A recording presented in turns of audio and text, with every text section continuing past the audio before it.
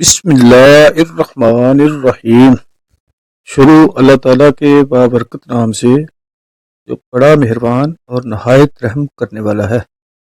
Harut اور ماروت نامی گناہ گار فرشتے جنہیں ایک عورت نے بدکاری پر آمادہ کر لیا۔ محترم سامعین، اس ویڈیو میں ہزاروں سال قبل پیش آئے ہاروت اور ماروت نامی دو فرشتوں اور زہرا نامی ایک بدکار عورت کے تاریخی واقعہ کا ذکر کیا گیا ہے۔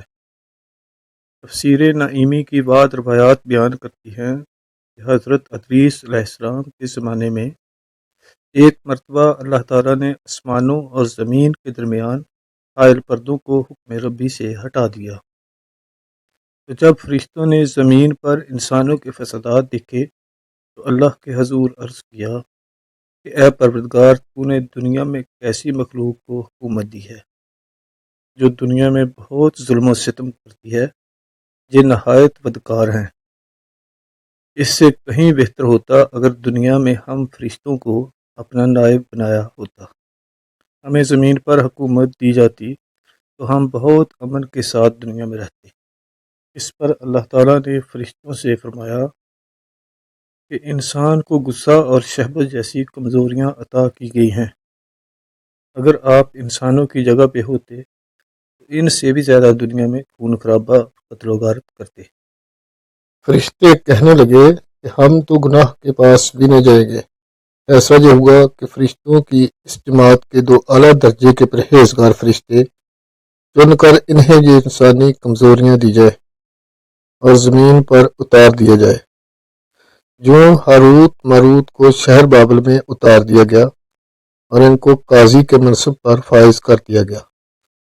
شہر بابل کے لوگ ان کے پاس آتے اور ان کو اپنے مسائل بتاتے اور انصاف کی امید کرتے۔ یہ لوگوں میں انصاف کرتے اور صحیح راستے کا تعین کرتے۔ کچھ لوگ ان سے جادو سیکھنے کی خواہش کرتے، یہ لوگوں کو منع کرتے کہ جادو بڑا گناہ ہے اور سیکھ کر تم جہنم میں جاؤ گے۔ جو لوگ پھر بھی اصرار کرتے تو یہ انہیں سکھا دیتے۔ رات کو اسم اعظم پڑھ کر یہ دونوں فرشتے آسمان پر چلے جاتے۔ ایک دن ان کی عدالت میں ایک خوبصورت عورت حاضر ہوئی جس کا نام زہرا تھا۔ وہ اپنے خاوند سے لڑ کر آئی تھی۔ وہ عورت چونکہ انتہائی حسین و جمیل تھی، زہرا نامی عورت نے ان کی عدالت میں اپنے خاوند کے خلاف شکایت کی کہ میرا خاوند مجھے مارتا اور ظلم کرتا ہے، لہذا اس سے علیحدگی چاہتی ہوں، مجھے انصاف دلوائیے۔ اس کے حسن کو دیکھ کر یہ دیوانے ہو گئے۔ ان دونوں فرشتوں نے زہرا سے زنا کرنے کی خواہش کی، جس پر زہرا نے کہا کہ میری دو شرطیں پوری کر دو، پھر میں آپ کی یہ بات مانتی ہوں۔ ایک، آپ میرے بتوں کی پوجا کرو، اور دوسرا، آپ میرے خاوند کو قتل کر دو۔ مگر یہ دونوں فرشتے اس سے انکاری تھے، لیکن زہرا کے حسن نے ان پر جادو کر رکھا تھا اور وہ کسی بھی قیمت پر اسے حاصل کرنا چاہتے تھے۔ زہرا نے ان سے مطالبہ کیا کہ تم شرک کرو تو میں تمہاری ہوں۔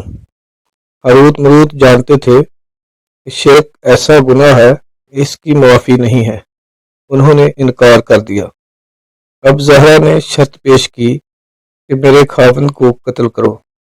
ہاروت ماروت انکاری ہوئے کہ بے گناہ کو مارنا بڑا جرم ہے۔ آخر زہرا شراب لے کر آئی اور کہا کہ یہ پی لو، تو پھر جو کہو گے ویسا کروں گی۔ ہاروت ماروت نے سوچا کہ شراب پینا تو بڑا گناہ نہیں ہے، پی گئے، ہوش سے بگانے ہوئے۔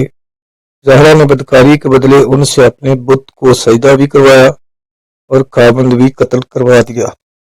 جب انہیں ہوش آیا تو وہ کہنے لگی کہ تم نے جن دو کاموں کو کرنے سے انکار کیا تھا وہ تو تم دونوں نے کر دیے ہیں۔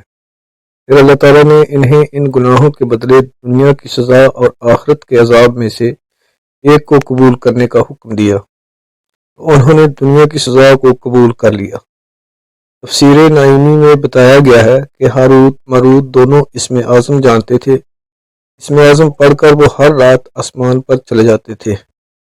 زہرا نے ان سے نشے کی حالت میں اسم اعظم سیکھ لیا، اور جب ہاروت ماروت ہوش و حواس میں واپس آئے تو انہیں یہ بھول چکا تھا اور زہرا اسم اعظم پڑھ کر آسمان پر چلی گئی تھی، جہاں رب کریم نے اس کی روح کو زہرا ستارے سے متصل کر دیا۔ تفسیر نعیمی میں لکھا ہے کہ ہاروت ماروت کو بطور سزا زنجیروں سے جکڑ کر چاہے بابل جنی آگ کے کنویں میں الٹا لٹکا دیا گیا۔ اس کنویں میں آگ بھڑک رہی ہے اور فرشتے ہر وقت ان کو کوڑے مارتے ہیں، اور پیاس سے ان کی زبانیں باہر نکلی ہوئی ہیں۔ اور جو قصہ مسند امام احمد اور دیگر کتب احادیث میں جو اسناد صحیح مروی ہے، ہاروت ماروت کے حشر سے عبرت پکڑ کر باقی فرشتوں نے اپنی خطا کا اقرار کیا اور زمین والے خطا کار انسانوں پر بجائے لعن طعن کرنے کے ان کے لیے دعائے مغفرت کرنے لگے۔ تو صاحب یہ قصہ بیان کرنے کا مقصد یہ واضح کرنا ہے کہ مرد کیا چیز ہے۔ عورت کے حسن کی تپش سے بڑے بڑے نیکوکار فرشتے بہک جاتے ہیں اور روئے زمین پر اپنی پارسا حکومت بنانے کی بجائے چاہے بابل میں الٹے لٹک کر سزا پاتے ہیں۔